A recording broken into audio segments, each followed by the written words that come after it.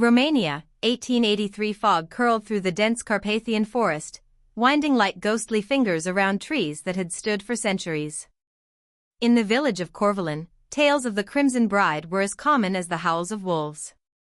They said she appeared on the night of the blood moon, draped in a tattered wedding gown, face streaked with tears and dried blood, searching endlessly for her lost groom. To most, it was only a bedtime story, one used to keep children from wandering into the woods.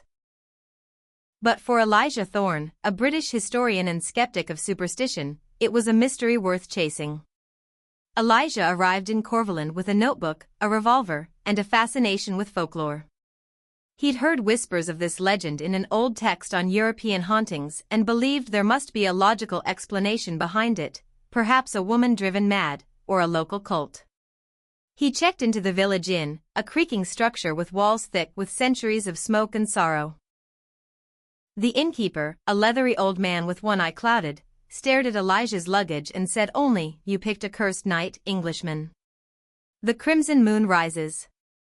Elijah smiled. "That's precisely why I'm here." The old man made the sign of the cross. That evening, Elijah ventured into the woods with his lantern. The moon had risen, bloody and swollen, casting an eerie red glow over the world. Fog blanketed the earth, thick and low like breath held too long. He reached the village cemetery, where the legend said she first appears. At precisely midnight, the air turned still. Even the crickets silenced. Then he saw her. A woman emerged from between the tombstones, her gown dragging in the wet grass. The dress was once white, now stained deep crimson, and torn at the seams. Her skin was pale, but not decayed. Her dark hair fell in damp waves over her shoulders. And her eyes, those sorrowful, aching eyes, locked onto Elijah's as if she'd known him her entire life. "Elijah," she whispered. He froze. "How do you know my name?" "I've waited so long," she said, voice trembling with longing. Her name was Isolde Valeria, and she didn't speak like a ghost. She spoke like a woman with a broken heart. She walked beside Elijah through the cemetery, touching the gravestones gently, lovingly. She told him her story. Over a century ago, she was to marry Sebastian Dragomir, a nobleman with cold hands and colder intentions. But she loved another, a humble stable boy named Luca. They planned to run away the night before her wedding. But Sebastian found out. "I never made it to the altar," she said, voice choked. "He slit my throat in my own chambers. Said if he couldn't have me, no one would." Elijah, though skeptical, found himself drawn to her, compelled by her sorrow and strength. "You're a ghost," he said softly. "No," she said, her fingers touching his cheek, warm. "I am trapped, not dead, not alive. My soul lingers, cursed by vengeance and love unfulfilled." She looked up at him, eyes wide. "But I felt you coming. And I remembered you." "Remembered?" "You were there. Luca. In another life." The next day, Elijah returned to the villagers with questions. They refused to speak. The priest, the baker, the hunter, they all turned away. Only one, an old woman who sold herbs, offered him words. "She is cursed," she said, "to find her love each century and lose him before dawn.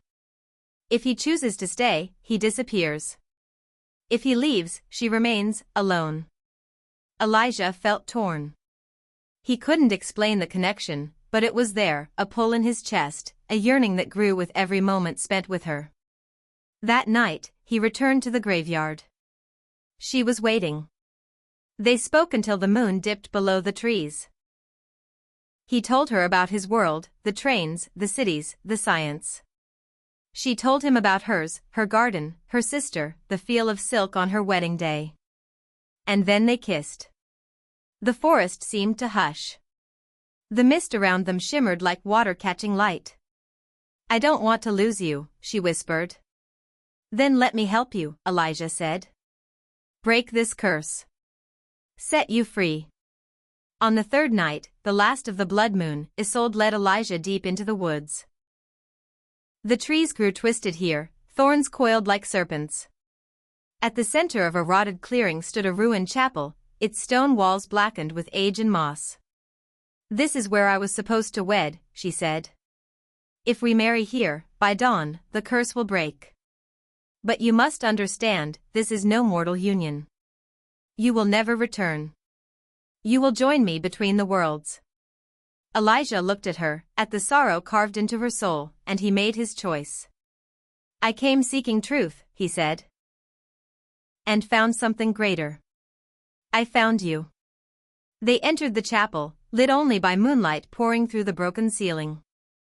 Isolde recited vows in an ancient tongue, her voice echoing through the cold air. Elijah repeated after her. As their lips met again, a violent wind roared through the chapel. The chapel walls groaned. The altar burst into red flame, not hot, but cold and consuming. The mist swirled, and for a moment, Elijah saw flashes, a noose swinging from a beam.